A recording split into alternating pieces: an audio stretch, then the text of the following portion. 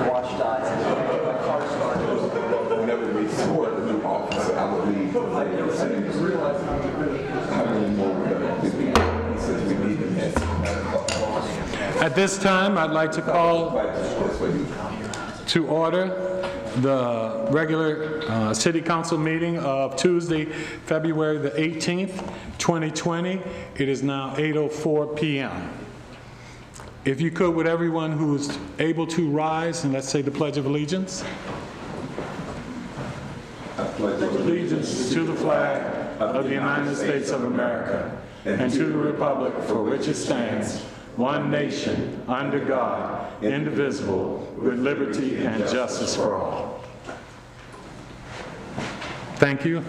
I'd like to make note that we do have a quorum present this evening. Agenda additions, deletions, amendments. Any additions or deletions or changes to the agenda? Okay. Citizen participation. There's no one signed up, sir. Okay, thank you. Okay, with that, let's move into presentations. And first, I would like to do a proclamation. And it reads, "Be it hereby known to all that the Council of the City of Bowie, Maryland takes a great pleasure in honoring Esther Teitelbaum on the occasion of her 100th birthday. Further, Esther Teitelbaum has had a positive attitude and joy for living, which has earned her the love and support of her family, friends, and community. Now be it proclaimed that Esther Teitelbaum celebrated her 100th birthday surrounded by many well-wishers on February 12th, 2020. The Council of the City of Bowie, Maryland, presents this proclamation to Esther Teitelbaum and wishes her a very happy 100th birthday. God bless."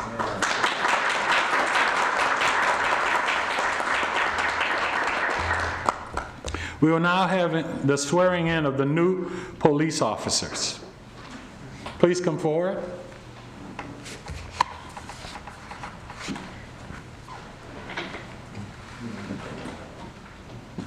By way of explanation, I will say that Officer Tops had his very first arrest tonight.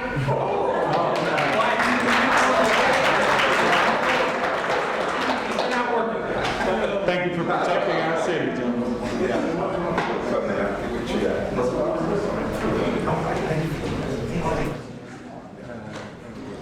Okay, the constitutional oath of office. I state your name. Do swear or affirm that I will support the Constitution of the United States and that I will be faithful and bear true allegiance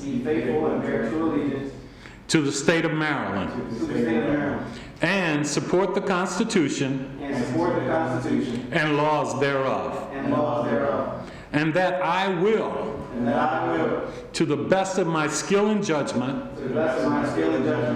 diligently and faithfully, without partiality or prejudice, execute the office of police officer of the City of Bowie,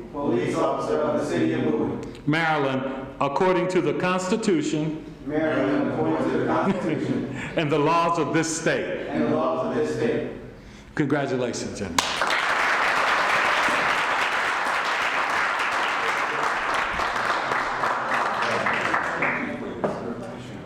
Here you go, gentlemen. Should we go down? Either way, it's fine. Let's go on down. That's what title. Okay, never mind. Gentlemen, hold on, please. We just want to come back down. Congratulations already.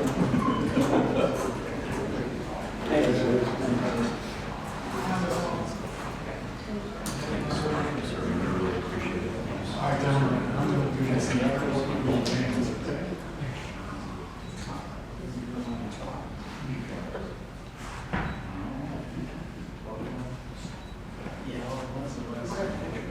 Yes, yes, Chief, yes.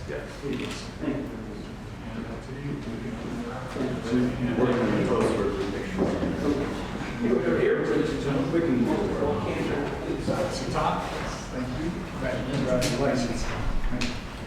That's the money. There you go. Thank you. Now if we get a picture with you, gentlemen. Where do you want us? You want to hand us Mr. Mayor? You want to that picture? Yeah.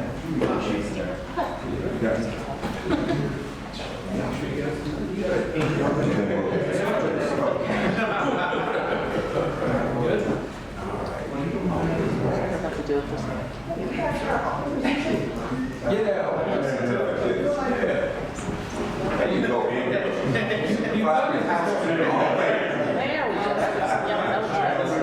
Now, do you need to come in front of the mic so it's good? Can everyone see over the dais here?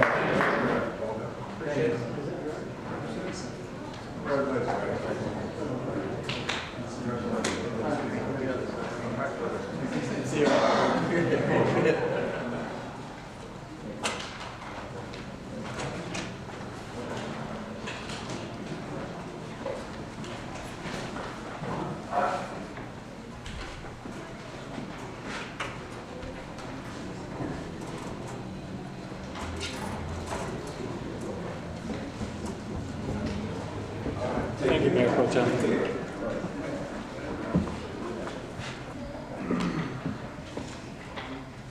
Okay, city boards and committees. There aren't any for this evening, sir. Okay. Council announcements. Yes, I have some. I have, Please, go ahead. thank you. Please indulge me. Oh, by all means. Good evening. Wanted to share with you that Councilmember Roxy Ndebumadu is not with us tonight because she's out of town on business. So just wanted to make sure you all were aware of that. She'll be back for our March 2nd council session.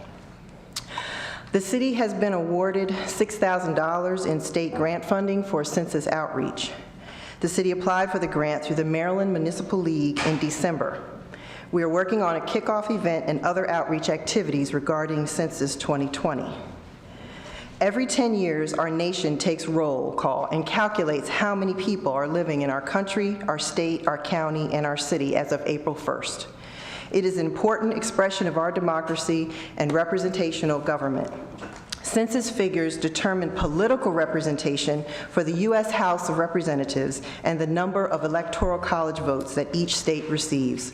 There are 316 federal programs that rely on census-derived figures, and without inaccurate data, we can all miss out on millions of dollars in federal support, from low-income housing loans and hospital grants to funding for roads and schools and community development grants. In early March, look for your invitation to complete the census online. Then spend a few minutes answering the questions, and when you are done, be proud that you have done something to ultimately help your hometown. Remember, Bowie counts. Our next and final listening session is Wednesday, February 26th at 7 p.m. at the Ken Hill Center. Please know that we are all listening to you, as the city has documented all of your comments and concerns via the in-person sessions and via your emails. The concerns and issues that can be addressed through appropriate city agencies have been referred. We will certainly work to keep you updated. Stay tuned. I wanted to also share an update regarding Church Road, which is House Bill 90, and the bill has been read and passed regarding the speed camera to be placed on Church Road between Old Stage Road and Dunwood Valley Drive. South Lake, developers and representatives for South Lake will come before us again on Monday, March 2nd, council session. In regard to the racetrack, I know the mayor will update you on that. Bowie Town Center, several residents have expressed concern regarding the retail leaving and what may be coming to Bowie Town Center. I wanted to share with you that we are scheduled to meet with the Washington Prime Group owners of the Town Center in April. Please stay tuned for details. Last but not least, county hearing on countywide sexual amendments. The county council making changes to the official zoning map to reflect the new zoning categories established by the county council in its 2018 zoning ordinance rewrite.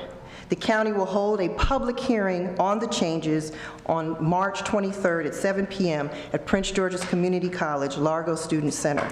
This is not related to the Bowie Master Plan, which will be updated over the next 2 years. We will get additional information from staff during our March 2nd City Council meeting. Thank you. Thank you. Any other council members before I speak?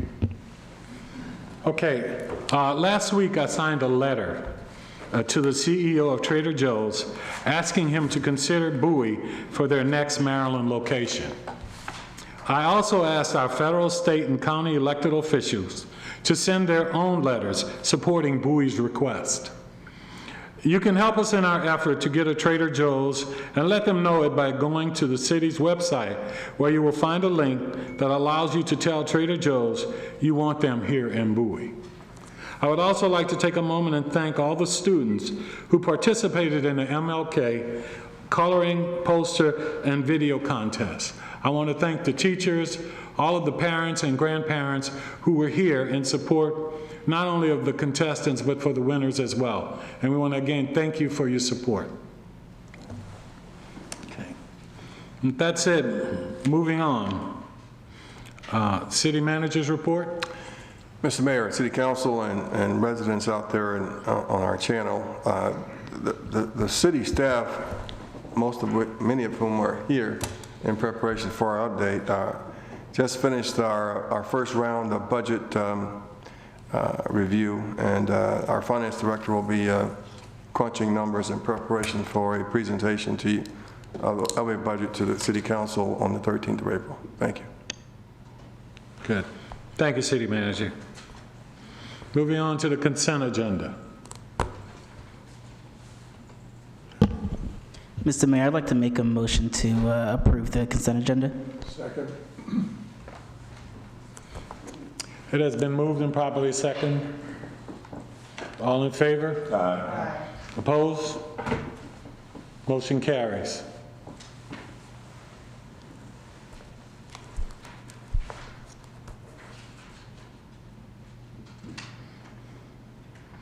Any old business?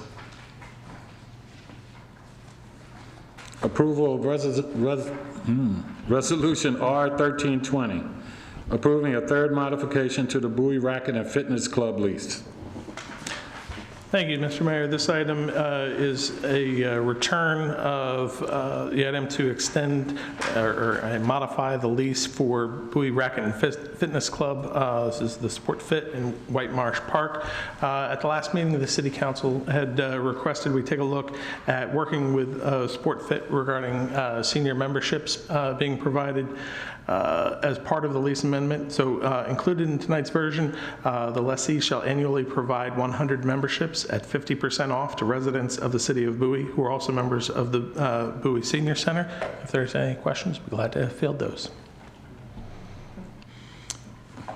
I have a question for City Attorney, and just making sure there is no problem with us as it's a part of the lease, I'm assuming, to be able to restrict the use of the picnic facility from 7 a.m. to 5 p.m. for a profitable organization to utilize.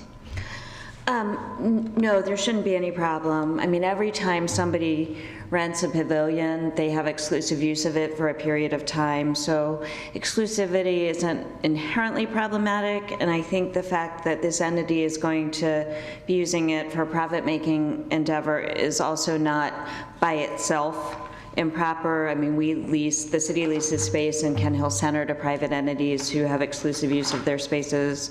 We let for-profit camps lease the gym facilities for exclusive periods. For-profit theater companies lease the Playhouse. So, and there are other examples. So the arrangements should, as you are currently doing, be done transparently. And ideally, there should be a determination that using the asset in this way serves the city's best interests. The things to be avoided would be giving the appearance that someone or something is making money from city property to the detriment of the city generally or to the other city residents by virtue of some special access or contact and without tendering fair consideration to the city in return. I think the assistant city manager described in his memorandum and can probably add to that the many ways in which this is beneficial to the city and is part of a bona fide negotiation, arm's length negotiation. So I don't think there's any problem with that at all. And I did want to add, this is an activity that is going on and has been actively going on associated with SportFit. It has just been an activity that has been located at the leased property at the Williams Plains house.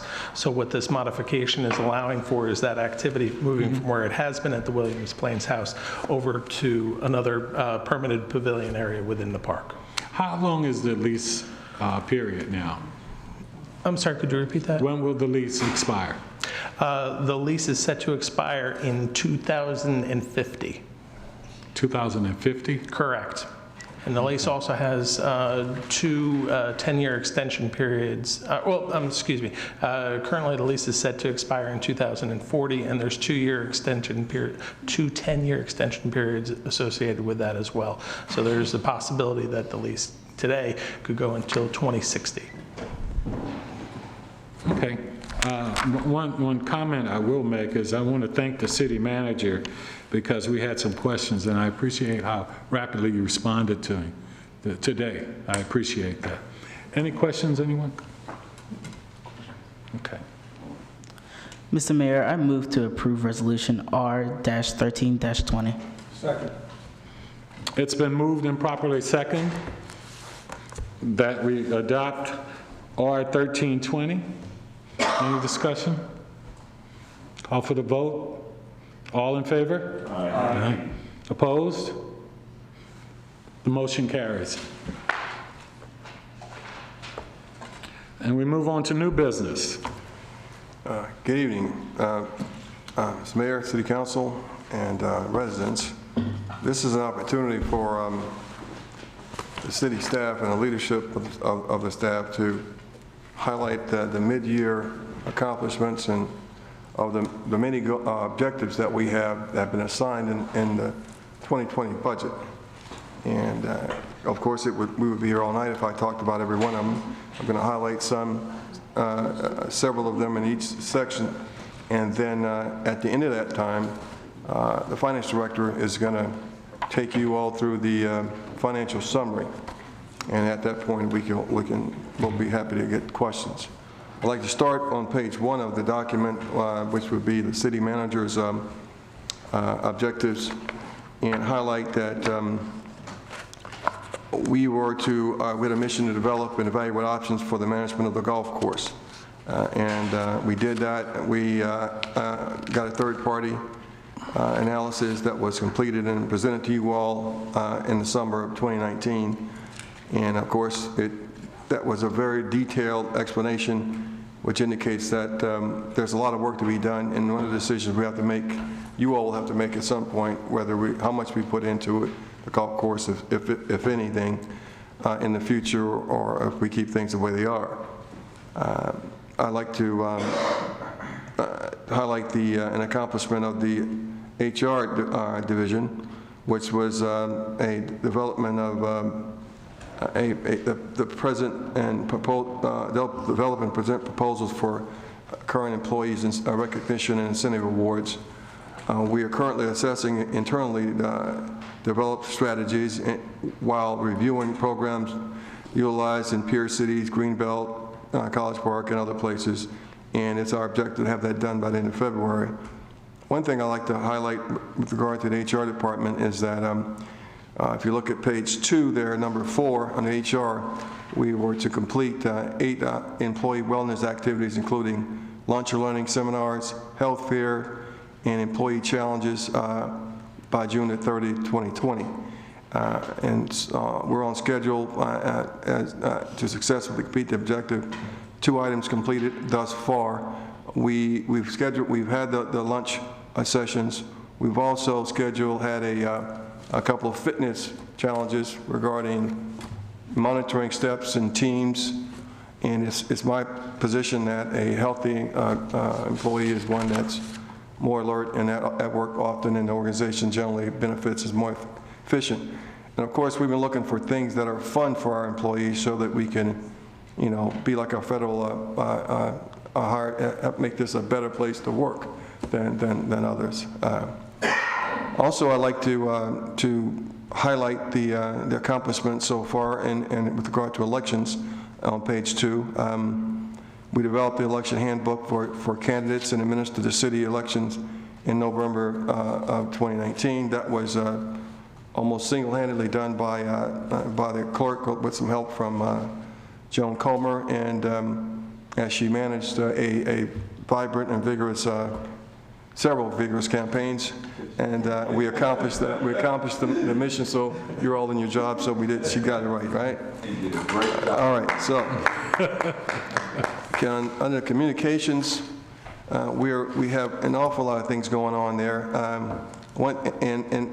And a particular note is that we are being more productive in the fact that we are producing our own videos.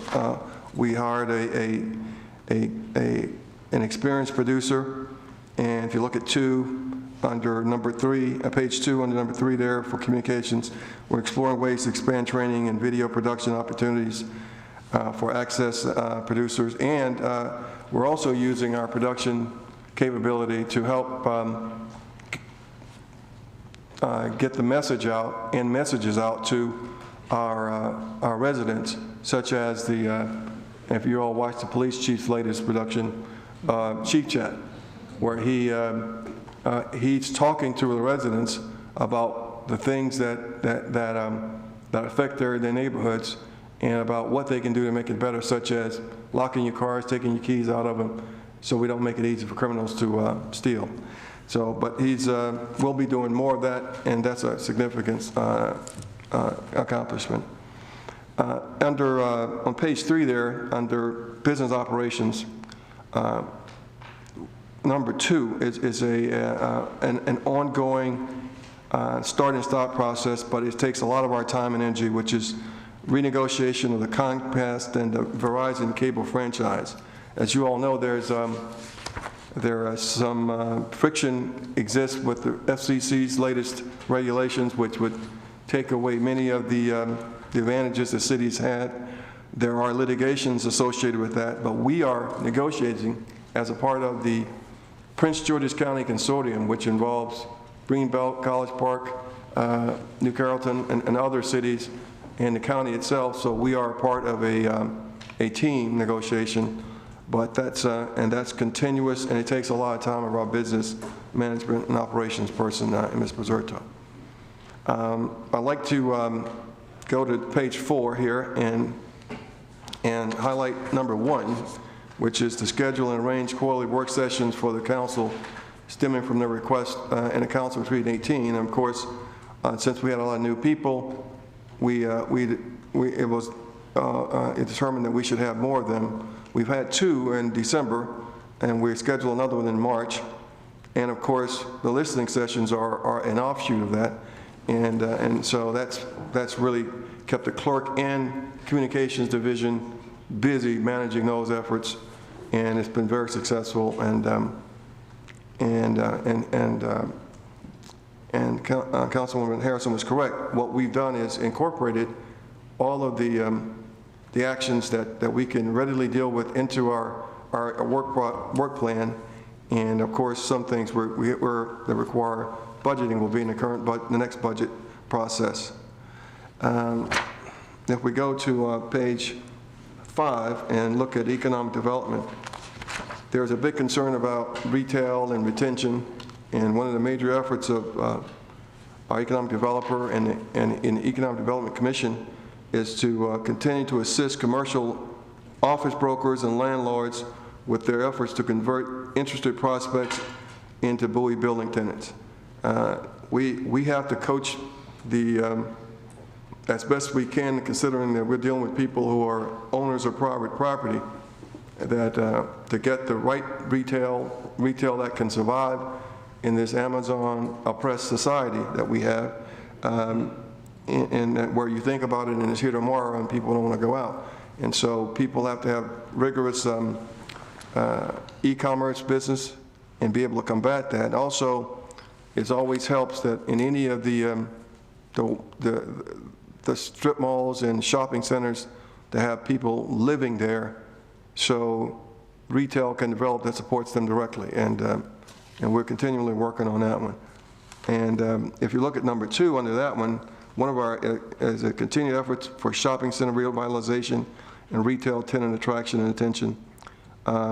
You can see there that Berman Enterprise has met the city's criteria for the fourth grocery incentive payment of $50,000, which goes along to help keep that the marketplace vibrant.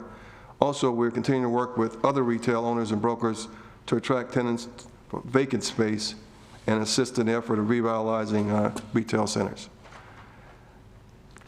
If you look at emergency management, and particularly on page 7,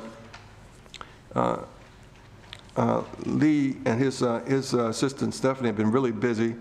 One of the things they've done is train our staff on emergency action plan, which was recently completed.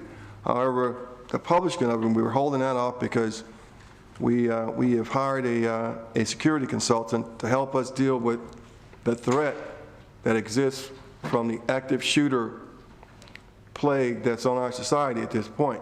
And so we are looking at all of our facilities, and we'll be presenting, getting recommendations from this security consultant, what we can do to make our facilities safer and so we can protect the residents and our employees from that threat. And to help get people in the right frame of mind, we have had training from an expert on what people should do for all our employees if they're in that situation. I mean, very, very strenuous training. And also, we're going to have a tabletop in May for an emergency type scenario that we can deal with. If we look at some of our CIP projects for the city manager's office, and we don't have many, but one of them is the energy efficiency improvements. And if you look at page number 8 at the bottom 3 there, we're looking at upgrading the LED lighting in the senior center.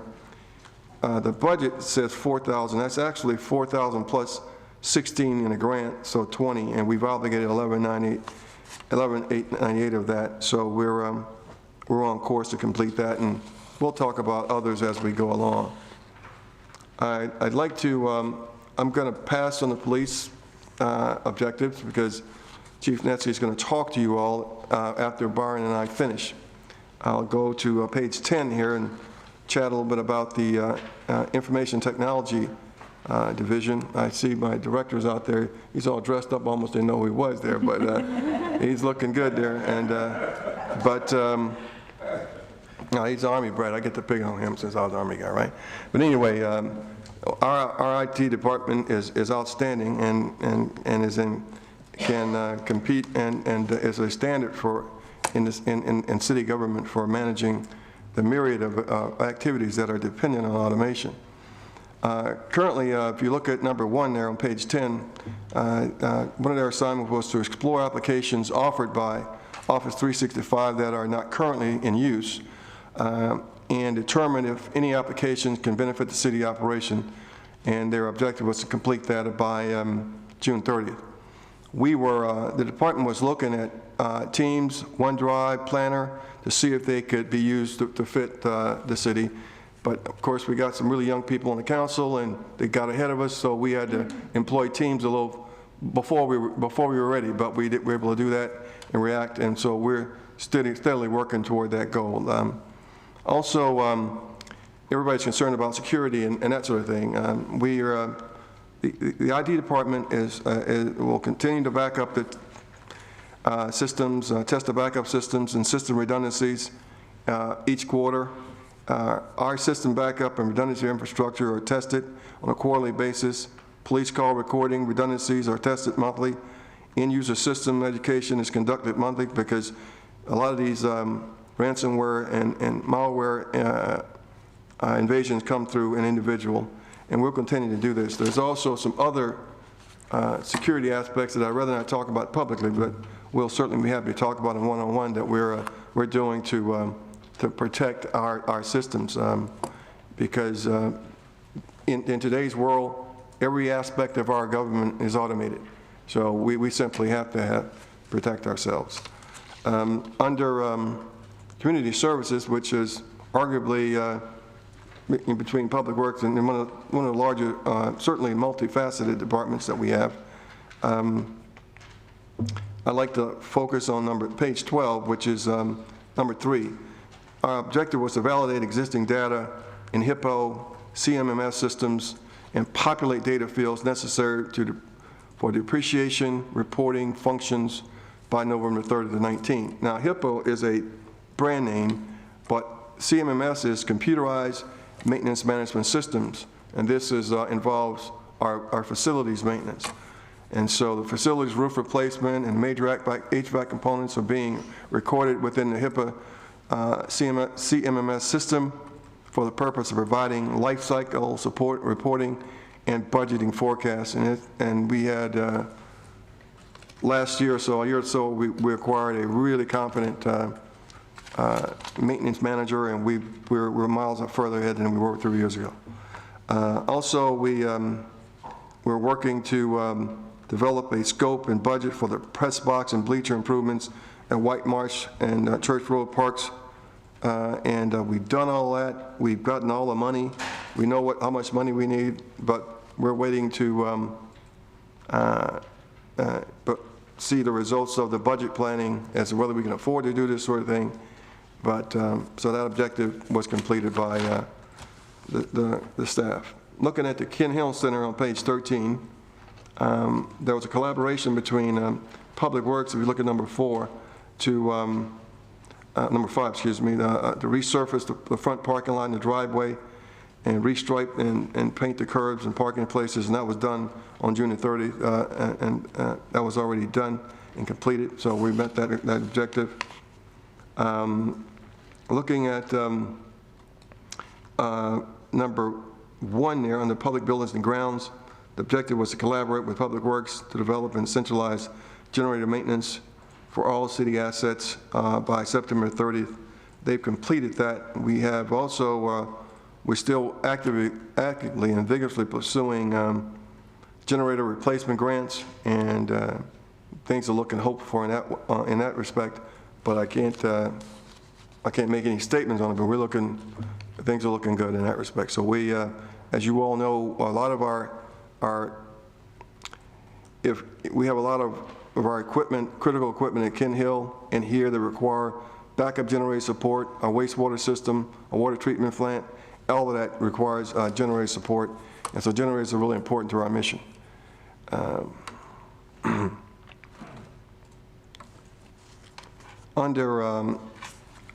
On page 14, under housing inspection and code compliance, increase community education and outreach by participating in 6 community-based events in homeowners association meetings. Our code compliance staff attended 4 HOA meetings for communities throughout Bowie. In addition, code compliance has provided outreach to the Farmers Market Community Day, National Night Out, Citizen Police Academy, and more. And whenever I'm out there at the HOAs, code and police are out there too, establishing and maintaining a great relationship with our residents. If you go to page 15 on the senior services. Mr. City Manager? Yes, sir. Sorry, Mr. Mayor, mind if I jump in with a question on that last one? I'm going to jump in with a question on that last one. For code compliance outreach, can we just put a pin in this to talk in the future about leveraging the quarterly informational postcards that we're doing to help with that kind of outreach? A comment that I'm getting from a lot of new residents is they just don't even know where to go for this kind of information. I think we've had a lot of turnover. So in a future postcard mailing, if we had something devoted explicitly to code compliance, you know, just something informational on that postcard, that could be really helpful if that's something that my colleagues agree with. Well, the postcard's been very effective. As a matter of fact, with regard to the listening sessions that we notified people, there are several people in my neighborhood who normally would not pay attention to the alerts and are not on social media, but they read about the meetings on the postcard. And we think there are at least 30% of them of the people who show up at our listening sessions heard about it through using the card. So we can do that, you bet. Moving on to youth services, on page 15, collaborate with the Education Committee to provide family reading night by May 31st. The Family Literacy Night took place on Thursday, November 21st, 19, so that was already completed. Under Animal and Disease Control, we are on page 16, number 3 there, provide education for city residents by hosting 2 responsible pet ownership workshops and participating in 2 career days at Bowie schools by June 30th. The first ownership workshop was held on the 17th at September the 7th, 2019. The second one is scheduled for the spring, and we expect that we'll have this completed by June 2020 for sure. If you look at page 17 under Recreation and Parks, we'll see there's also collaboration with Youth and Family Services Division to provide a recreational kite flying program for parents and children by April 30th. And this event is already scheduled for April 25th in 2020, so we'll be meeting that objective. Under Parks and Grounds, at the bottom of page 17, you'll see that we had an objective to replace the synthetic turf at Allen Pond by April 30th. It has already been replaced, and people are using it. There's some final coordination, but that has technically been completed and is in use. On the ice arena, on page 18, we were to offer 2 mini camps for school-age children during winter and spring and school breaks by April 30th. The winter camp was held on the 26th and the 30th, and the spring camp is scheduled for April the 13th and the 14th. And the gymnasium, if you look at page 19, we were to replace the curtain divider system by September 2019, and that item was ordered and installed and has been replaced.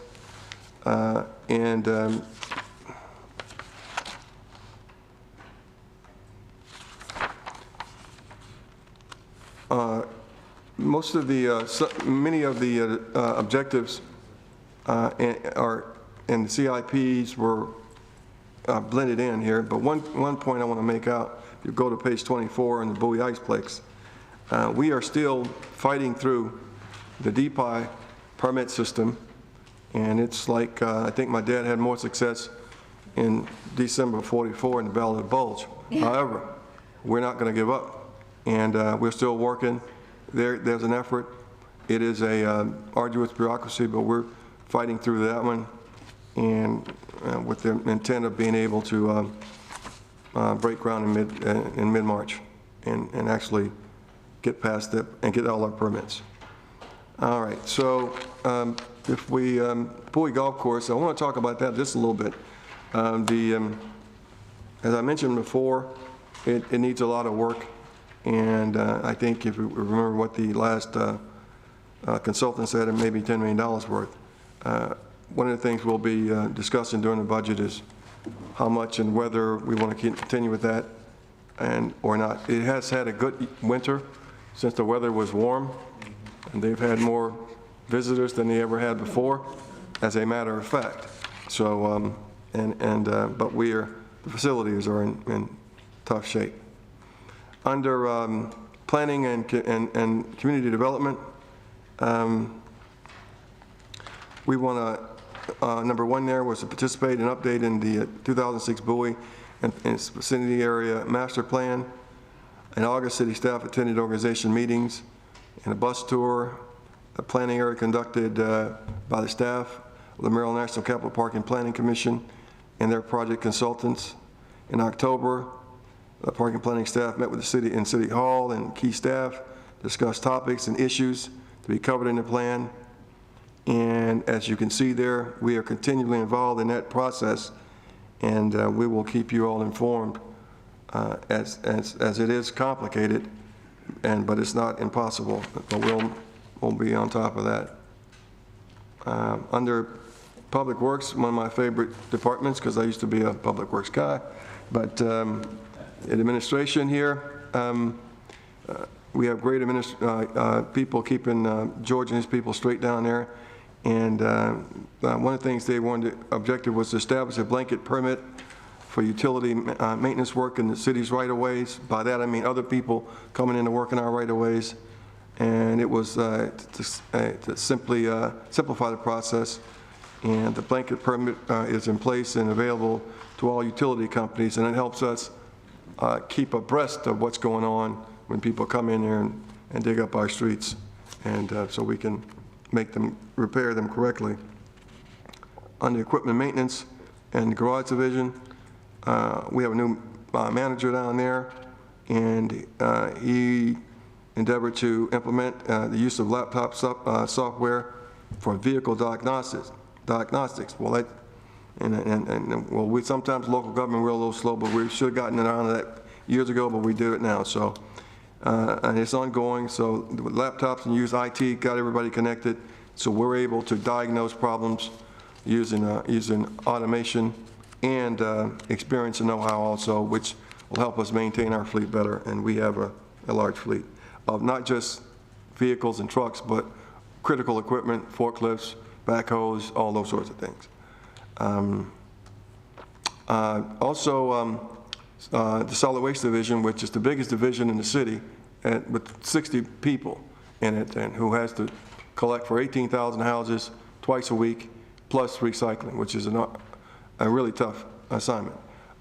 They were assigned to host at least one recycling drop-off day in the city of Bowie, and partnering with planning and the planning department to offer fluorescent bulb recycling collection during the Green Bowie Expo. The first event was held in January, and the second event will be held in April.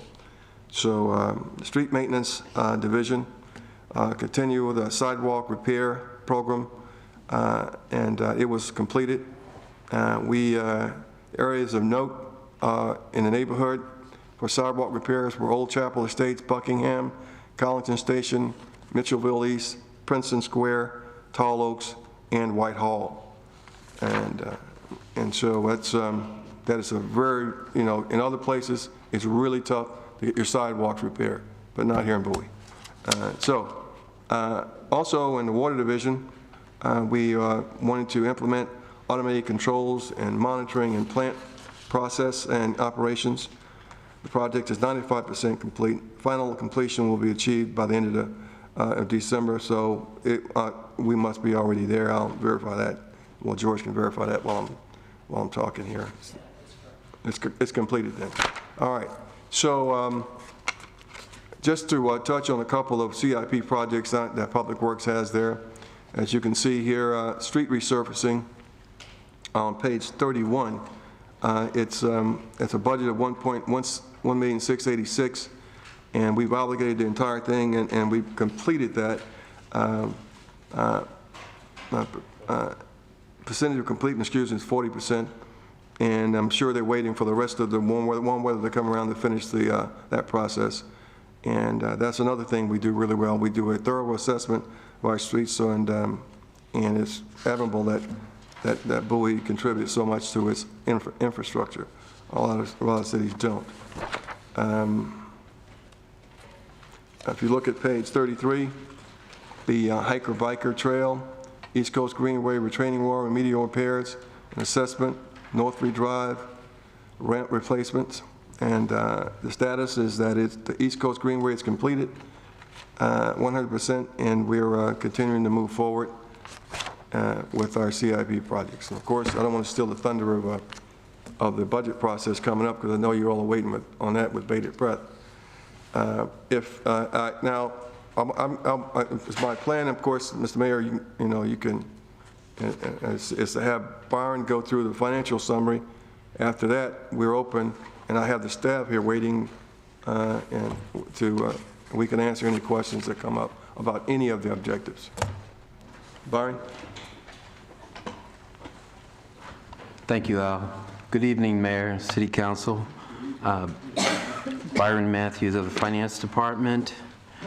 I wanted to share this evening the financial summary and what it actually cost us to complete some of the objectives for 2020. First, let's start with the general fund, and we normally do so because it is the largest fund, and it's the fund that determines our tax rate. Our revenues for December 31st, 2019, which is our midpoint, was $38.5 million. As you can see, we kind of list out our major revenue sources.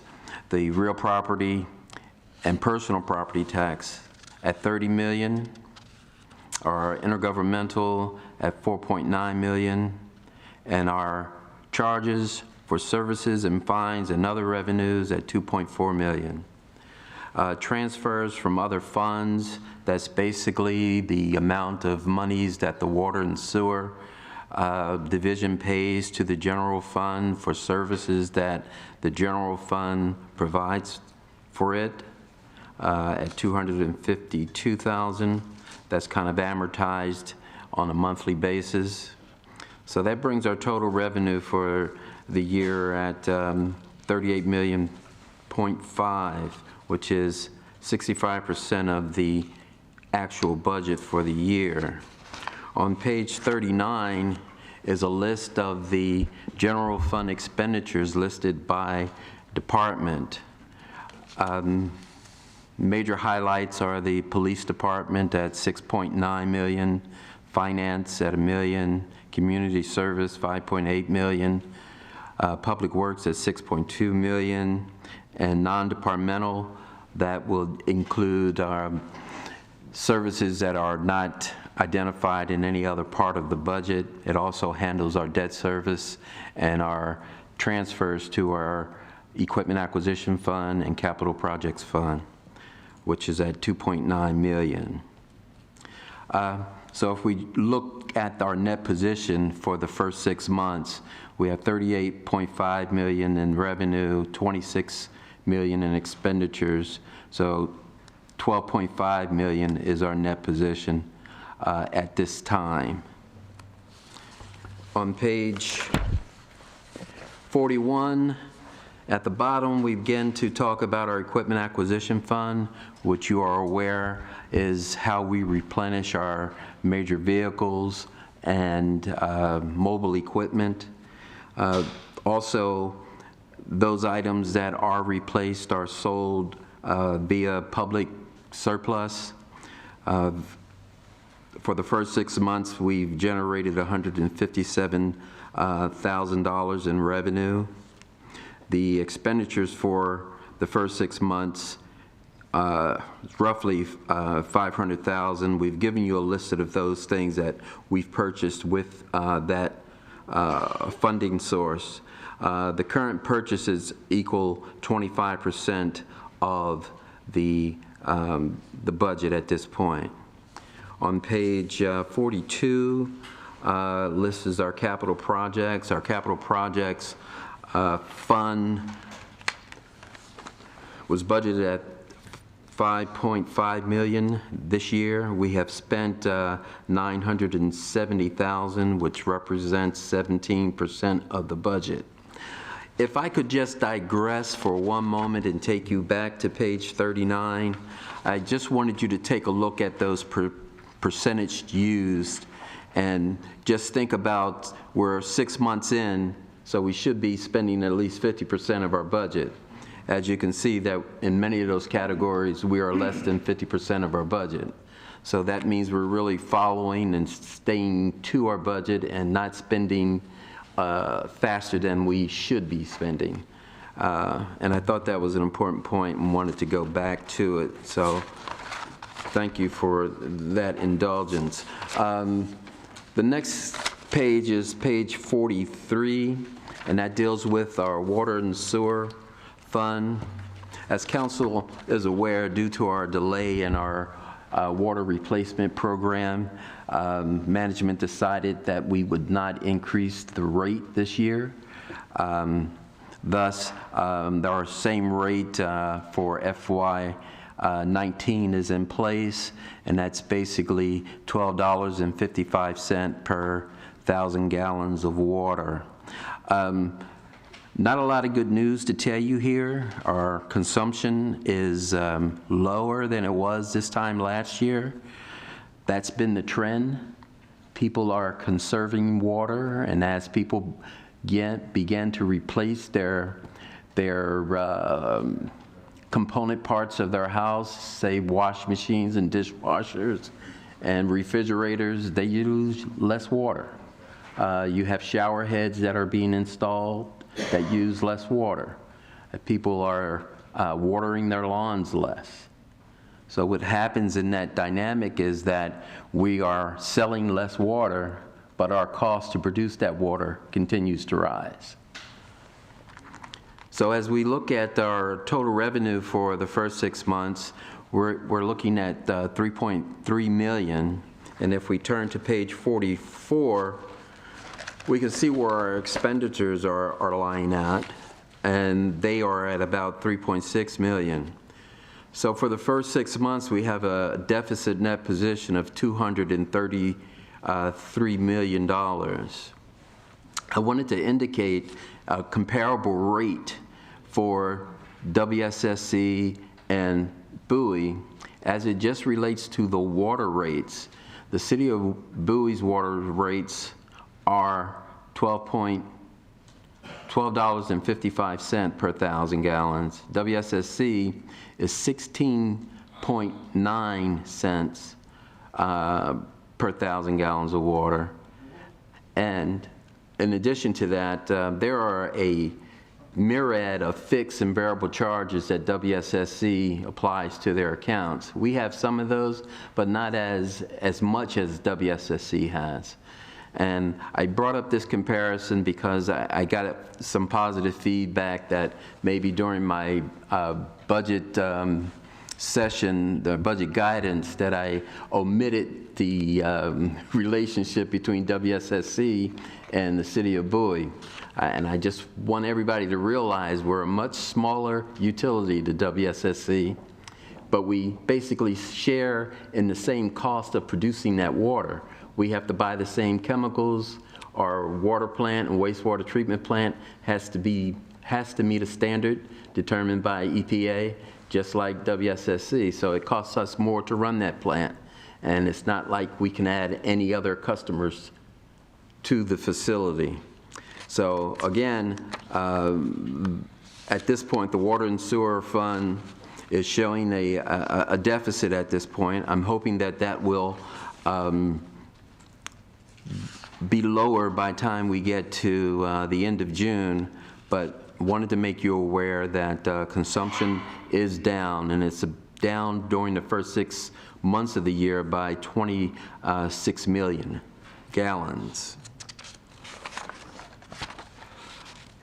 Al, I think I'm finished. Council, if you have any questions of me, particularly dealing with this financial summary, I'd be more than willing to answer those questions. Mr. Mayor, City Council, we're standing ready to answer any questions about any of the objectives that were assigned in 2020 budget or our financial matters.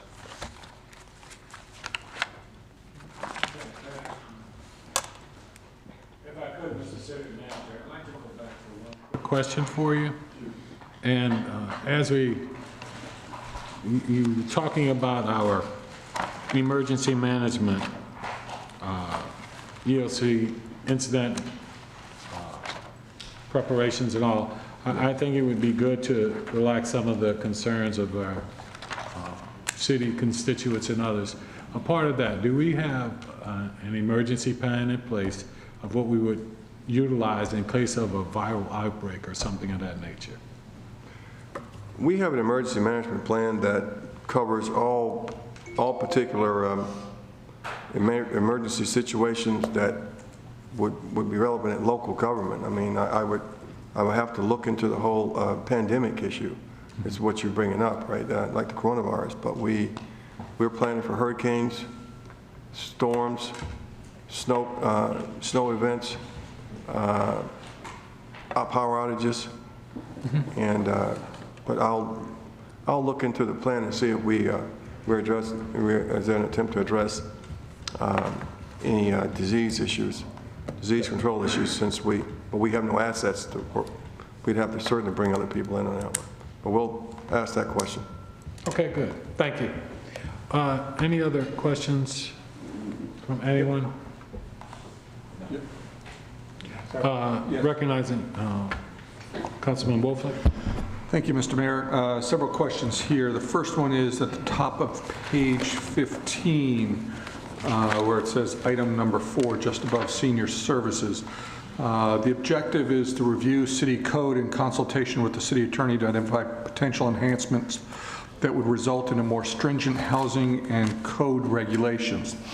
And the item that I see on the progress report indicates an effort being engaged for short-term rentals. As originally envisioned, I believe this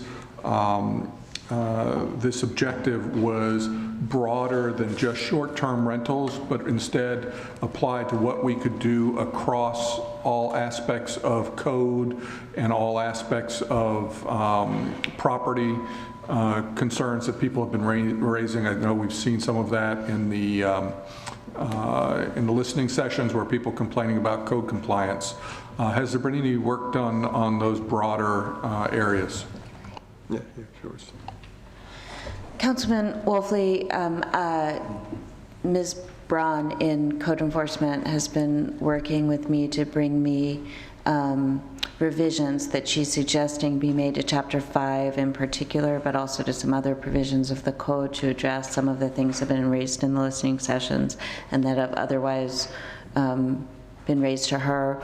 We don't have that document in any form to bring to you yet, but okay. It's on the agenda.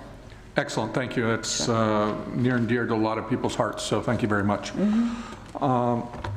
Next couple of questions relate to water and sewer.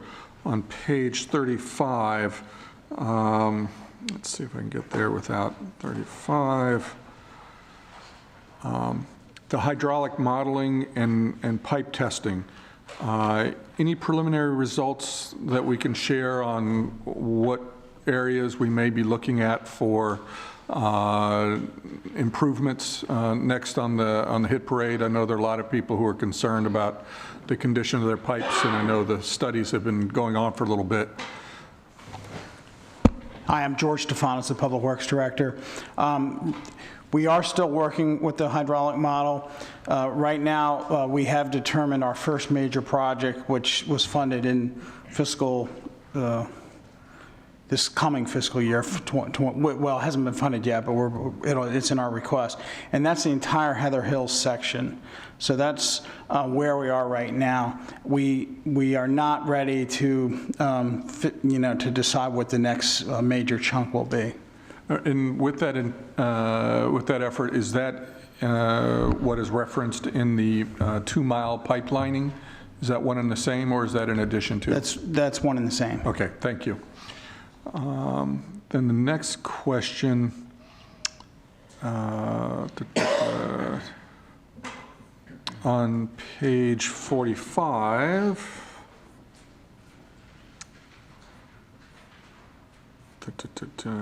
We see a drop in revenues where it actually, in the chart there, we actually have a chart that reflects cumulative revenues.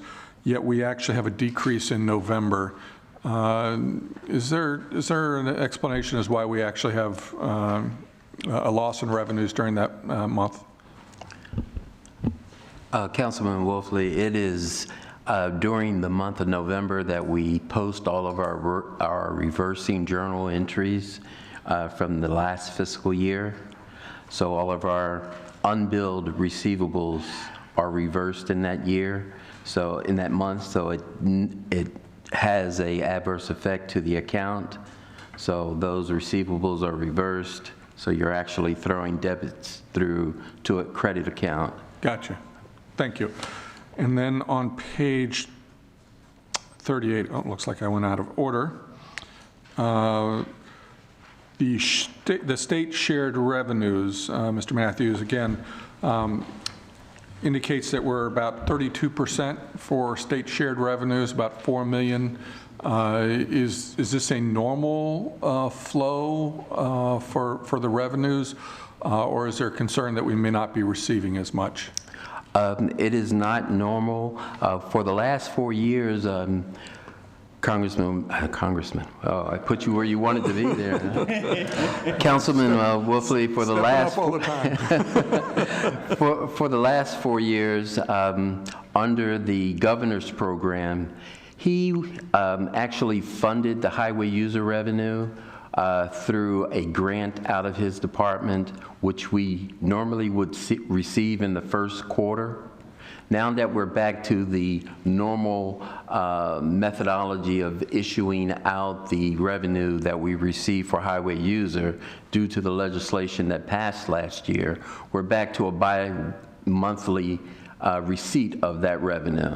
So last year was front-loaded by 1.4 million. We'll have that 1.4 million throughout the year. I noted that in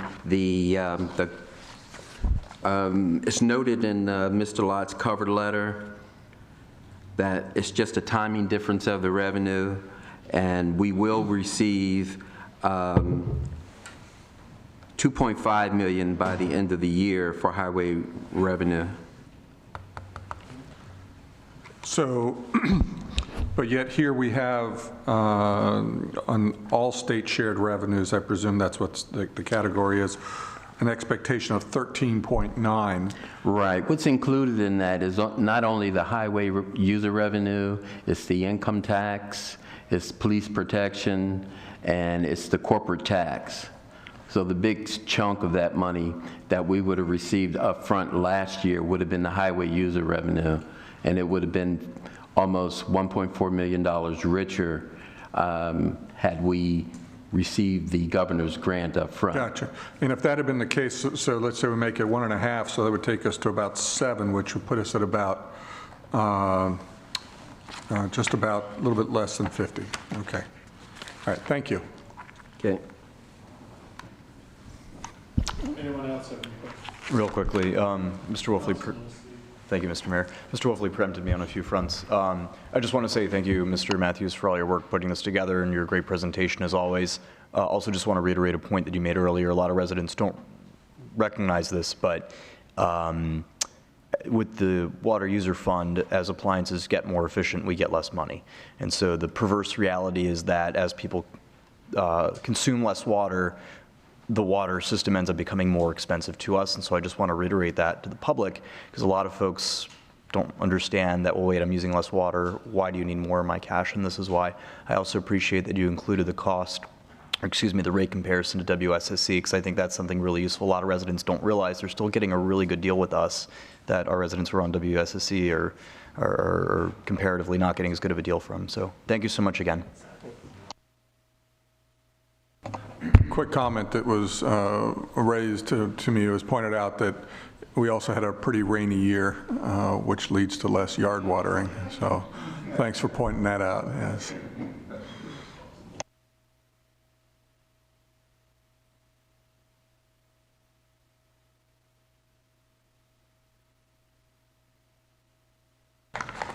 Thank you, sir, and thank you, staff, for hanging out here tonight, and you're all but the police can go home. I'll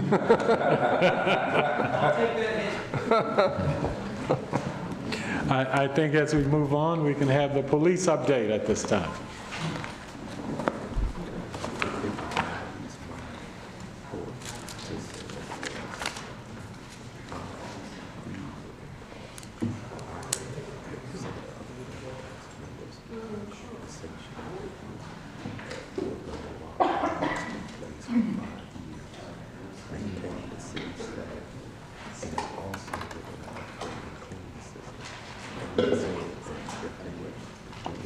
Good evening, Mayor and Council. I am not going to dive into every page of the report. I am going to hit some highlights and then leave you plenty of time for comments, questions, and concerns. Currently, our staffing, we are authorized 67. We currently have 65, with 2 of those bodies being the academy, and we have 2 openings that we're currently looking to get into the next academy class. I'll touch briefly on our outreach efforts. We have our Citizens Police Academy, which begins the next session on May 5th. We still have openings. I think we have about 20 people signed up right now. So I encourage everyone to participate if they'd like. It's a great program, and we get a lot of positive feedback on it. We do have a drug take-back day in on April 25th. We continue our Coffee with a Cop, where we land at Starbucks and other venues and just hang around and hope people talk to us. I also, speaking of talking, I also started something called Chief Chat. I had put a video out about locking doors and some of the auto theft or theft from auto issues we were having. And that sprung some conversations on social media, and they wanted to see more of that kind of thing. So I started a monthly Chief Chat. The next one will be at the end of February, and it's basically just a very low-key conversation, hopefully with the residents, talking about things that might be on their mind, things that are on my mind, things that are of concern to the community. Next one, probably, I think we're doing the 27th. I'll sit down and do it. And one of the things I'll be talking about is some of the issues and concerns that have been raised in the listening sessions.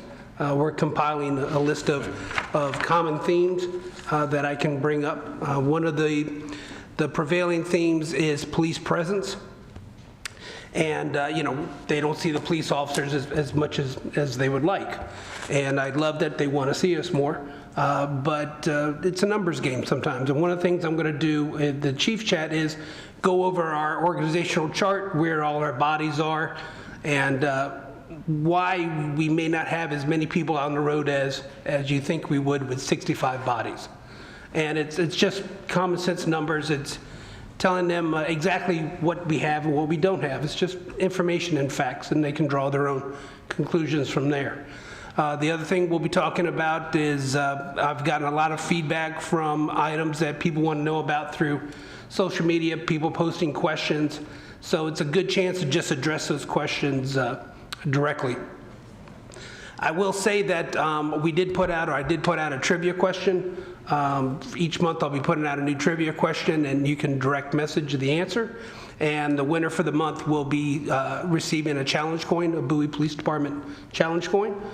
So if you are listening and want to get your answer in, get it in quick. The question was, I'm not going to tell you the question, you got to listen to the Chief Chat to find it. But again, we're trying to drive traffic to our websites, our social media platforms, and a lot of my questions moving forward will be embedded in documents that we have on the website, be our annual report or anything else. We want to drive people to the information so they know what's happening with their police department. Touch on some of the crime trends. As we all know, the theft from autos and auto thefts, we saw a rather large spike last year as we look at the stats. We're doing a concerted campaign over the next year to drive that number down. That includes enforcement, includes education. We've got a lock it or lose it campaign. You'll be seeing that a lot. We're doing a lot of social media stuff with it. We're actually going door to door with flyers and cards and information cards, not only to get the residents the information, but to encourage some one-on-one interaction with the officers. So you'll see us out in the neighborhoods. We're going to try to give some advance notice of where we're going to be so people can try to be home or meet us there. But again, we want to get both the information and the communication and face-to-face talks with the residents. Something else of note, we had if you didn't see our social media post, we did have a good breaking and entering arrest the other morning from Bowie Liquors. Middle of the night, they got an alarm call. The owner shows up, checks it out, finds a bunch of some damage, lottery tickets stolen, and Officer Graham later on is doing his patrol duties and sees a suspect that matches the description, encounters him, and he has lottery tickets all over the place. So that was a good arrest on Officer Graham's part. And we'll kind of move into the report here. If we look at our calls for service, 2019, we handled 36,287 calls for service. If we go to page 2 and dig a little deeper, you'll see that we're looking pretty good. If we start at the top of the page, residential burglary reports are down from 50 to 35.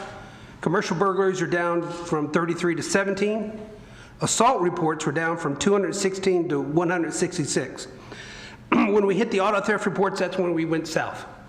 We were up in auto thefts, and robberies were flat, and our theft reports are up, and hence the drive to start to reduce some of this property crime that we're seeing. It's a regional thing. The entire area is seeing increases and issues, but I'm not worried about the entire area. I'm worried about Bowie. So we're going to do a concerted effort to try to drive those numbers down, both through enforcement and through education. Moving violations are up. Photo citations are down, which means they're doing their job. But the good thing is, again, we just got entered the new contract, which will be saving us a good bit of money over the next fiscal year and the remainder of this year. One of the things that is not captured that I want to talk about is we entered into the partnership with community services so that now their animal control, their code compliance, their rangers have a channel in our dispatch center. So then they call out where they are, they call out what they're doing, so we know where they are. So if they have trouble, we can get to them quickly versus the old way of, they had to pop their flip phone out and hope they could get 911 dialed quick enough. It's just another step towards integrating all of our communication systems and making sure that we're all communicating and working together. But the reason I want to note that from the 1st of November to the end of December, so 2 months, the call center handled 2,572 calls for animal control and the community services folks. So it's also a great way to track productivity. It's a great way to actually capture all the great work that the animal control, code compliance, and the park rangers are doing. And it's a great partnership as well. So I did want to highlight that. I'm going to jump over to our criminal investigation section on page 4. For the closure rate for total assigned cases is 72%, which is very, very high. It's almost unheard of. But again, if you want to know what it means by total assigned cases, we did do the calculation process at the bottom. It is not every occurrence that happened within the city. It is cases are screened, are there solvability factors to them, and then they're assigned for investigation by the detectives. Our community services overview. I am not going to read all of this because it goes on for pages. And when we talk about, one of the things I want to talk about when I do my chief chat is productivity and police presence and where are our people.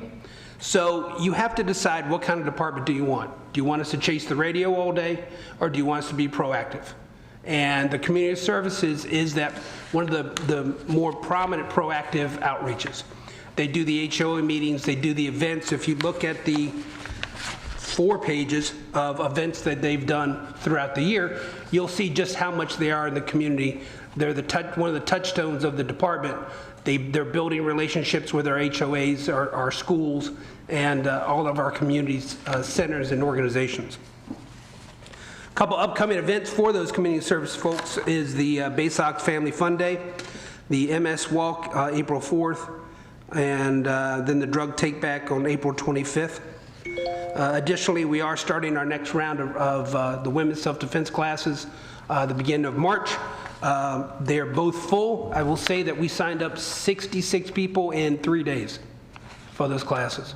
So they're still very popular, and those kind of numbers kind of show that there's a need for it still. We've got kind of a bifurcated system on page 10 through 13, because up until from January until August, we had a directed response team. And you'll see some of the stats that they did and some of the traffic assignments they took care of. One of the things we like to do, we get lots of traffic complaints. We try to keep track of them on how much time we're spending there, what the enforcement actions are, so we have something to report out if anybody asked, hey, whatever happened to the complaint that I made about the speeders on my street. But in August, we decided to reorganize and formed what's called saturation teams instead of the directed response team. And what the difference is the saturation teams kind of serve as an overlap for the midnights and the day work squad. And they're a strictly proactive deterrent that goes after problem areas, goes after proactive stops, versus being tied to the radio. That doesn't mean they don't help out on calls when they need to, but it's something that we can say, okay, we have complaints about this area over here, we need you to go saturate it. And I will say they've been doing outstanding work. They've really hustled. They're making good proactive stops. In fact, they just recovered a gun from someone just this evening. When you saw the deputy chief and I walk out for a second, it was to discuss that. So again, they're doing outstanding work, backing up patrol and doing some proactive stuff, and that frees patrol up to take care of the calls for service quickly and effectively, and keep try to increase that police presence. Our training section on page 17. You can see just how much they do. I will put our instructors up against anybody's in the state. They do have just a natural knack for training, a natural knack for teaching, and they do an outstanding job, not just with our department, but with the entire city staff. They're teaching the active assailant training for all the city staff and for community groups and churches. So they're very, very busy. And one of the things that when we, again, keep going back to the chief chat, but everything that we talked about in presence and numbers, you know, we need to keep the train moving. That's the training part. Our biggest liability, both in safety and in monetary risk, comes from training or lack thereof. So it's very important that we have a vibrant and robust training department that keeps everybody on pace and safe. And with that, I will close my remarks and take any questions or concerns that Mayor and Council may have. Thank you so much, Chief. We appreciate your briefing. I do have one quick question before I pass it on, and that goes back to something we talked about when we did the tour, and that is, and City Manager, you may be able to help us with this, from a standpoint of safety for the city workers, the employees. I know we've installed the GPS tracking, I believe, in most of the city vehicles. I want to know if that's a possibility of us integrating that with the police department, with the tracking and the things you do, just like you did with the animal control and other, just to make sure that they're safe. So if something happens or something, we're able to locate them quickly. I can speak to Ms. Sheegan in the call center is trying to coordinate with community service because it is a different program. So there are discussions about integrating and having access to that information. So it is in the works. Where it is, I do not know as far as progress goes, but I can definitely check with all the parties and try to get you an update. Okay, thank you. Anyone else have any questions? If you, go ahead, please, Councilman Gardner. Thank you, Mr. Mayor. Thank you, Chief and Deputy Chief, for coming out this evening.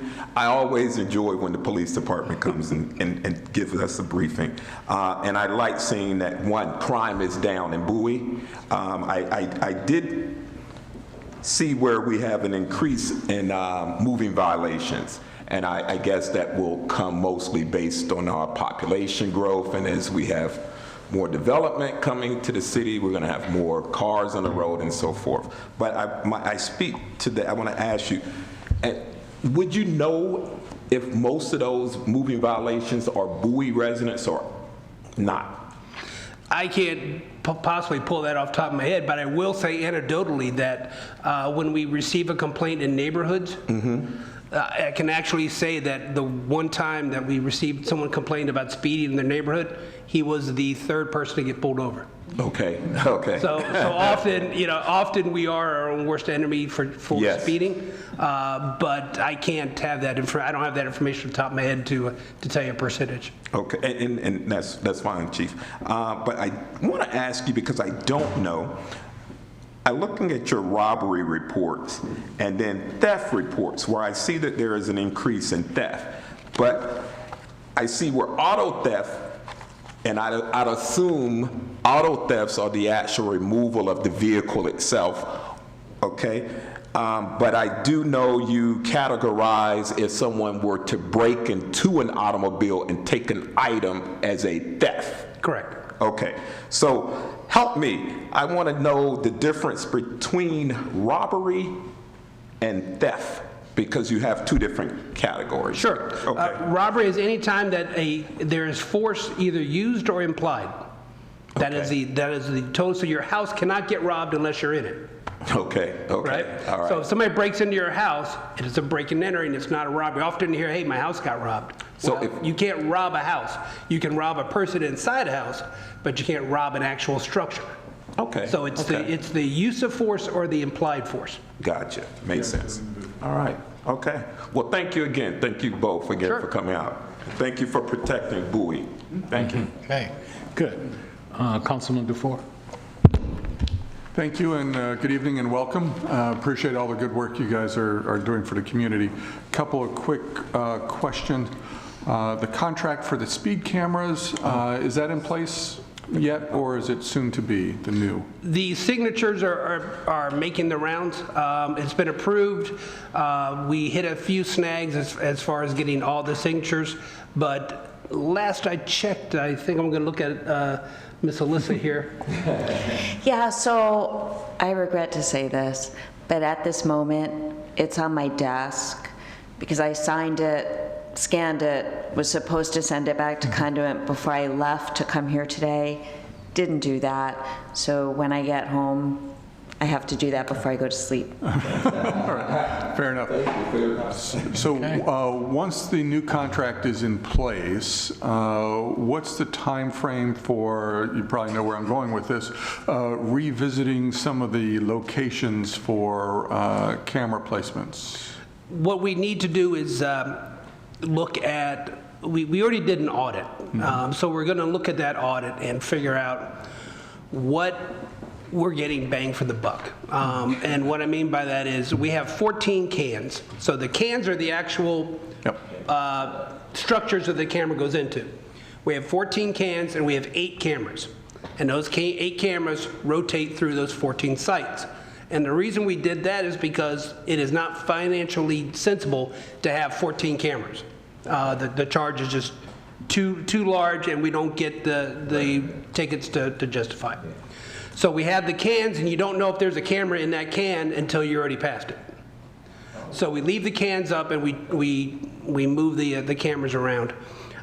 So one of the things that we're going to do is when we sit down and everything's finalized, we're going to look at the possibility of if we have an area that is doing absolutely nothing, and that cam will be better served in another location. We do have one, and again, I'm not going to write this in stone or write it on the wall, but Tulip Grove is a viable site. Whether or not we move it there or not, I can't tell you yet, but we are going to be looking at possibly doing that. I can't give you a time frame because that's up to Conduit to do all the labor on it. Well, that location is near and dear to my heart. So a lot of, and in fairness, there's, a lot of kids, there's a school near there, and it's a site where we've had a number of incidents, including people driving up on neighbors' yards and so forth and the like. So I think that's good news, and like to keep the progress on that going forward. Certainly. Thank you for that. The next issue is geocoding. I think we had talked about this a while ago about some software applications that you were looking at deploying that would help with some geocoding and tracking of locations of crime and that sort of thing. Where are we with that?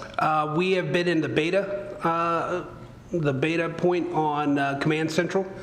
We have 2 of our staff that are playing with it. There's been a couple small hiccups that they're trying to work out, but we should be pretty close to rolling it out. I will say again that Prince George's County has been an awesome partner with us. They're working with our staff members to get the kinks out, and I would say no later than the end of the year. It's soon. Excellent, thank you. That's fiscal year, right? Maybe. Again, I know they've been entering data, and they've caught 1 or 2 things that didn't really plot right or correctly. So we're very close. I will say fiscal year if you don't hold me to it completely. All right. Thank you kindly. Appreciate it. Sure. Thank you. I think Councilman Henry Gardner has one more question. Sure. More question. Chief and Deputy Chief, I know we've gone past this, but I just want to ask, and it's a bit of trivia for myself too. Are all of the officers outfitted with body cams? Every patrol officer is outfitted with a body camera. We looked at the cost, and it didn't make sense for a detective who's sitting at their desk, 80% of the time, just to have a camera sitting on their chest, because it's an inherent cost, because we're paying for the camera. It's not the cost of the camera, but there's storage attached to each camera. Exactly. So everybody who is in patrol, does a patrol function, has a camera. If we have anybody who is a detective that goes into a patrol function to cover a shift or to go do secondary employment, they have to check out a camera. Okay. So anybody who's out and about doing day-to-day patrol work and police encounters has a camera. Okay. Thank you very much, Chief. Any other questions? Anyone? Just real quick. Councilman, Thanks, Mr. Mayor. All right, Chief, appreciate the update as always. Several things were already asked, but one thing we talked a little bit about earlier, I just wanted to kind of get on the record. Talk to me about our current number of officers and the ideal number of officers you'd like to have. Let me look over at Mr. Lott real quick. There's ideal. If we go by the Department of Justice numbers, it's 1.5 officers for every 1,000 people in the population. That would put us around 88. We are currently allotted at 67. So I say this, and I always preface this, there's what I would love to have and what DOJ says we should have, and there's what is fiscally responsible and able. It would really help with our presence. I'm also very pragmatic, where I know that we grew this department very quickly. And we receive everything that we could possibly need to do our jobs correctly. It would help with the presence issue and the presence questions that we get, because we can bulk patrol. Because again, if I have an opening, or if I have someone who's on light duty because of an injury, 9 times out of 10, those people and those openings come out of patrol. And then they either have to backfill from a detective's position or something else to help cover. But patrol seems to be what gets hit. So of course the 88 would be a great thing, but we just don't have enough people right now to do nook and cranny style policing. It's 19 square miles of road we're trying to cover. That being said, again, it is our job to do the very best that we can with the resources that you give us. But if you go by the DOJ math, then it would be 88. I am not going to say, no, I don't want more people, but I'm also very pragmatic about the cost of things. We are very expensive, but it's a matter of what kind of department do we want and you know, where we want to go and where we can afford to go. But at the end of the day, it is our job to do the very best we can with the resources provided. No, I appreciate that, and that's an important point that I think I really want to kind of make sure that residents understand that, you know, 1.5 is the number that you put out. There are plenty of communities in Maryland with 2.5 for every 1,000 residents, which would put us at half, you know, the number of officers we would need. We do liaise with the county on a number of things, but like you said, when it comes to nook and cranny policing, you know, Bowie's got more street service than any municipality outside of Baltimore City. We are a huge, low-density community. People forget how big we are as a city and how much, you know, area there is. You know, a lot of my colleagues and I have gone on ride-alongs with our officers, and I'm always gobsmacked by just the sheer amount of stuff that comes up and how thin you guys really are spread. Yep. You know, there's always anecdotal evidence floating around on Nextdoor.com that they're not doing much.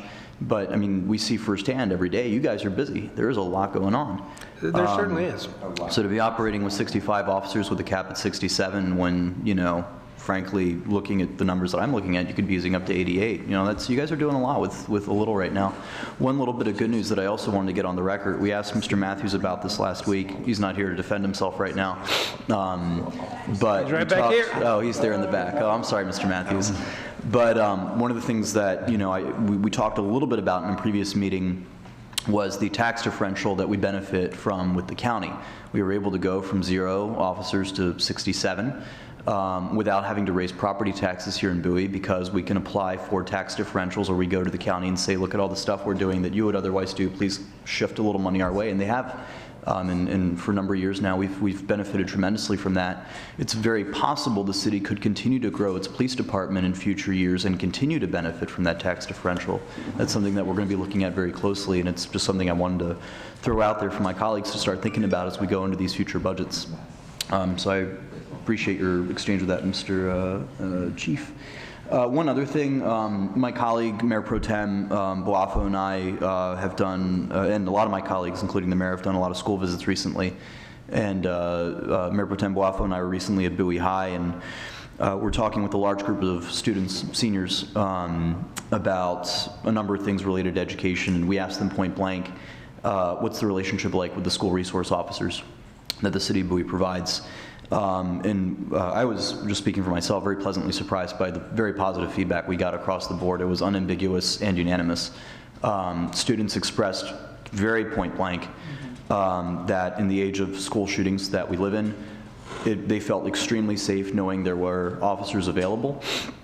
It was a presence that they all really appreciated and felt would be missed if it weren't there. But also very specifically, as it relates to Officer Foote and the other officer we have there, they said they felt very comfortable being able to go to them if there were any issues. They felt like the officers had the trust of students and had a very strong rapport that if something came up, they felt they could, in confidence, talk to one of those officers and get a solution to a problem. So I just want to say a huge thank you to those officers in particular and your department for continuing to work with that program. It's not every police department that gets to boast having a good relationship with the students of its high school, but it seems that we can say that here in Bowie, and so I'm very grateful for that. Thank you. Officer Foote and Officer Mullins do an outstanding job, and that is a special skill to be, you know, in those conditions with the students all day and building that trust and building that rapport. And it's come to some very positive ends on a number of occasions where we've had issues, and I know, you know, Officer Mullins comes out and goes, okay, that's so-and-so, so-and-so, and that's so-and-so. Yeah. But to have that kind of pinpoint knowledge of a school of that size and still, you know, be able to spout off names of individual students just amazes me. No, and please convey my thanks to them because I really do appreciate it. And thank you for the continued public outreach as well. I think this department has consistently done a very good job on the public outreach front. You guys are always extremely available whenever residents have questions or needs or anything like that. I appreciate the chief chats. I'm liking those. Keep those up and continue to do the great job you do. And thank you to you and your whole department. Thank you, sir. And Deputy Chief as well. Councilman Stev, if I could respond to your comment about the tax differential. I just want to make it clear to everyone, the tax differential credit that the city receives goes directly to the residents. It's a reduction in their tax bill to the county. The city does not receive any funding. Right, so they're just dropping their rate directly to the taxpayers? That's correct, sir. Correct. And we have to apply for that, what is that, yearly? Or Yes. just whenever we do something new? Yearly. Okay. And while I have you leaning over there, I apologize, Mr. Matthews. I mean, I know that we can't forecast exactly, but, you know, do you have a confidence level at all about our ability to continue to grow our police department and benefit from further tax differentials from the county? I think the chief said it very clearly, and I concur with his thoughts on that. It is a difficult thing for us to continue to grow the police department at the rate that it has been over the last 5 to 6 years. The tax differential, though, it has an impact. It's just based on a reduction of personal property and real property tax on the county side. So when we increase our police department, that's a hit to our general fund directly. Sure. And that's 100% funding. Right. We do have a police protection grant that's about $596,000 that we receive from the state. That would probably increase based on our additional spending. Okay. But it's really not enough to offset the cost of hiring one new police officer. No, and I appreciate you sharing that. And to be clear, you know, what we're talking about, you know, is we would ultimately on the city's end have to raise property taxes to cover significant growth in the police department moving forward. Our hope is that future applications to the county would be successful in getting additional tax differentials. Because I mean, and people need to understand this at home. The county has been cutting its tax rate as we've been growing our services, but we have not been raising our rate beyond the 40 cents rate. I mean, because that's the whole idea of the tax differential. They cut their rate, we raise ours, so that money shifts our way. We haven't had to do that. So we're providing services the county would otherwise provide, and we're doing it way more efficiently than they were. Sorry, county. So absolutely, I mean, to your point, we're talking about us potentially raising our tax rate down the road and hoping that the county continues to offset theirs as we provide services they would otherwise provide. So I appreciate your clarifying that. And I'd like to amend my statement, if it would. I don't expect us to grow at the pace and the number that we had and the speed. That being said, we are going to have to come to that fork in the road eventually. Well, as you mentioned, you have got, I think, 2 more you need in the academy before you're at that 67, and then it's an effort just to sustain that 67. So we already have kind of an organic cap on recruitment in general. So no, it's your point, Chief. That's exactly correct. Even if we wanted to, we wouldn't be able to add 15 officers to the rolls tomorrow or anything like that. I really appreciate it. I'm willing to try. You're going to try. Very good. We'll try and help. Thank you. Any other questions for the chief? Having said that, Chief, thank you so very much to you and the department, the men and women, for all that you do.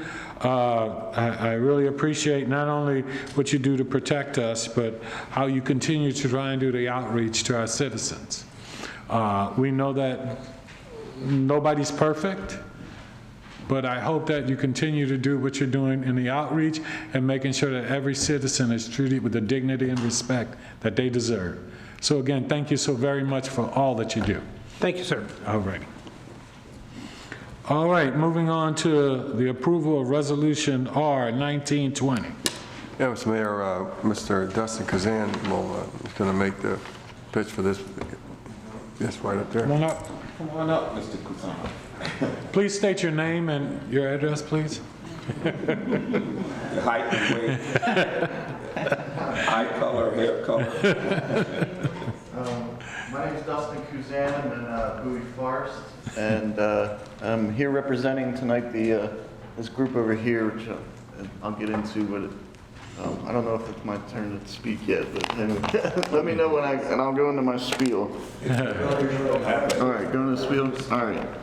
Okay, well, first of all, I want to thank you guys for listening to us the last time we came to the council. Verna and I spoke in front of you and asked if we could talk about the city officially helping us with an event we're calling the Arts and Heritage Festival, and you guys pulled through on that, and we met with Mr. Lott and Mr. Corley and Mr. John King and Mrs. Hine and all them, so they were really great. They provided a bunch of advice to us, and we'd like to take that to a next step and have an official resolution. So if you don't mind, just quickly, I wanted to just say a little bit about our team so you know who's behind this, a little bit about the purpose and the vision of this event, and then a little bit more about the need and the ask for this. So first, the team, we have here several young ladies, and starting here is Isabella, and Linda, Karen, Cecilia,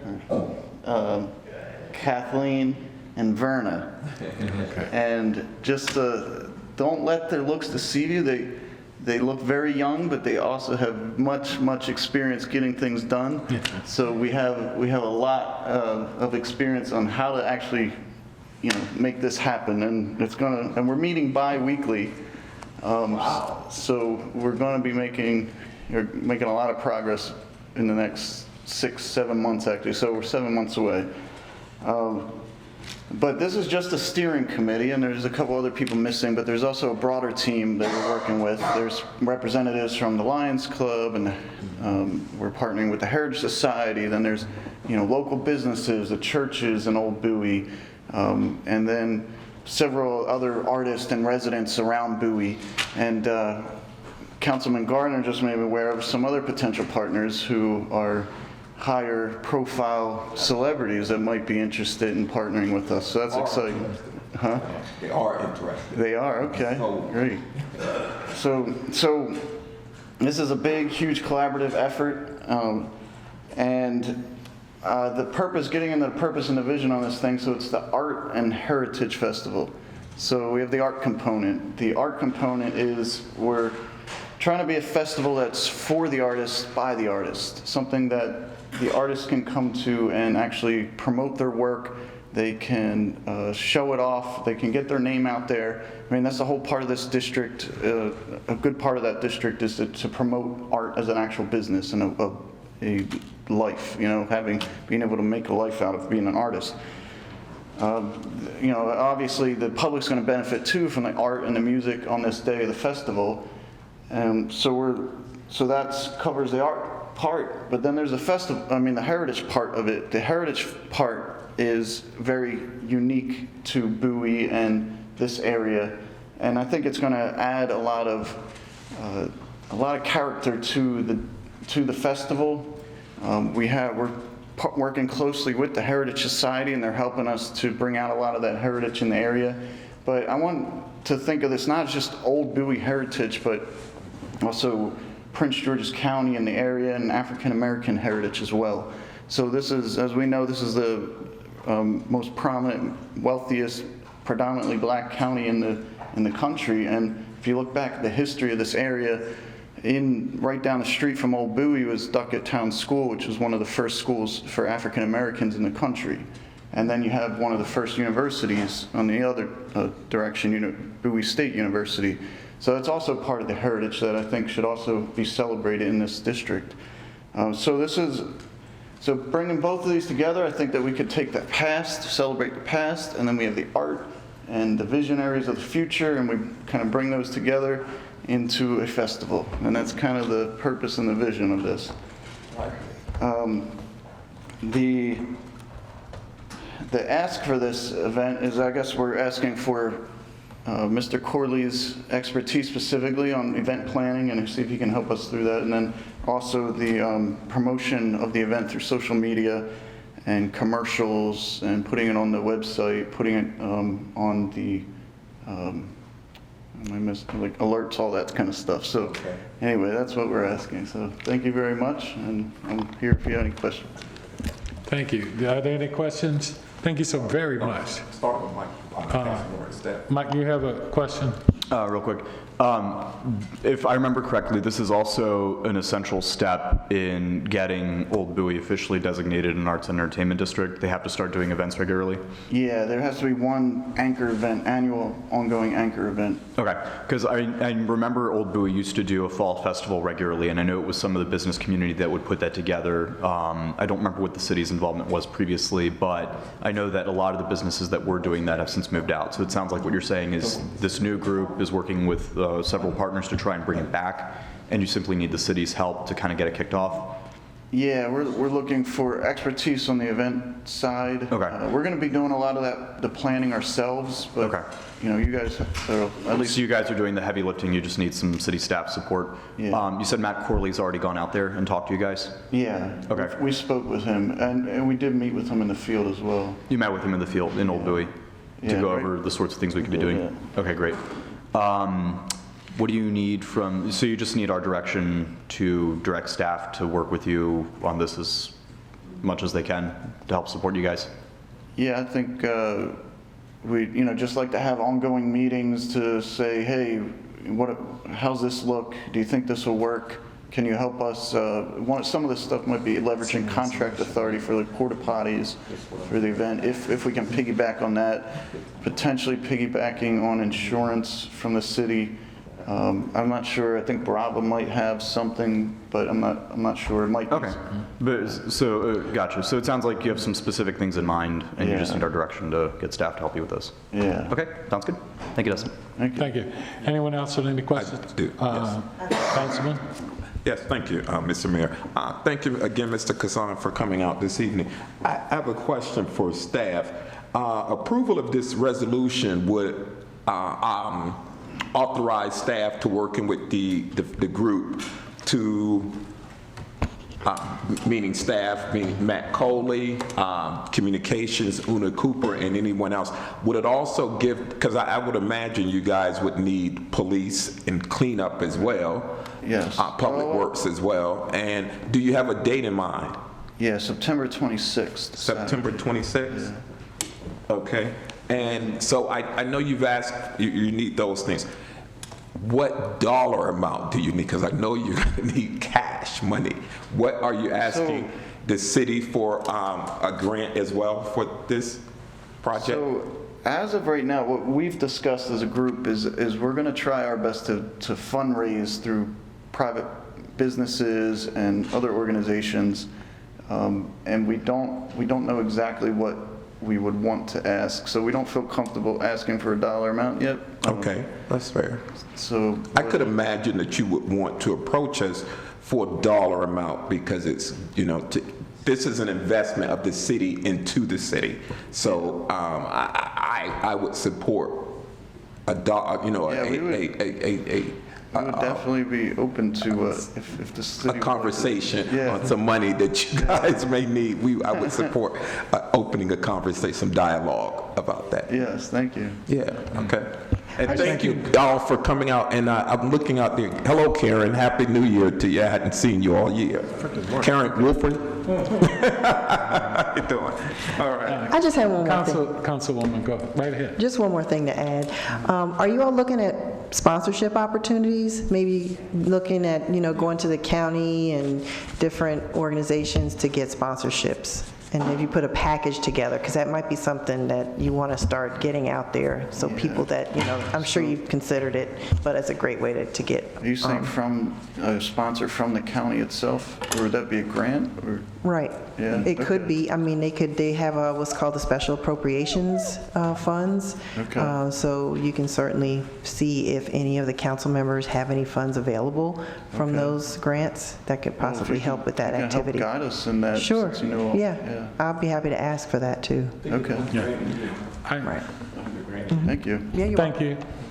I would, to kind of piggyback off that, make sure as businesses go early in the year, as you're looking at advertising or sponsorship dollars, businesses tend to do that front end. So you really do need to take a look at now getting out to businesses and asking them before their budgets are gone. Okay, right. And capitalize on that.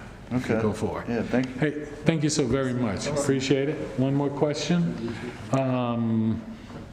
Councilman Wolfley?